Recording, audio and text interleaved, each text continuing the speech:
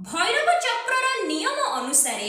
जगन्नाथ सुभद्रा बलभद्र जगन्नाथ होउछंती साधक एवं बलभद्र और सुभद्रा होउछंती उत्तर साधक। सुभद्रा होउछंती उत्तर साधिका जे कि साधकर शक्ति स्वरूपा जे कि ब्रह्म महाशक्ति जे कि चक्र को नियंत्रण करिथांती। कहिबार अर्थ हेउची जेते बेले रत्न सिंहासन उपरे जगन्नाथଙ୍କ पाखरे मां सुभद्रा बसी थांती से हेउछंती शक्ति स्वरूपिणी तांको ठारू ही महाप्रभु श्री जगन्नाथଙ୍କ पाखକୁ शक्ति आसी थाए सेथि पई से सुदर्शन चक्र बा आयुध को धारण करबाको सक्षम हेई थांती।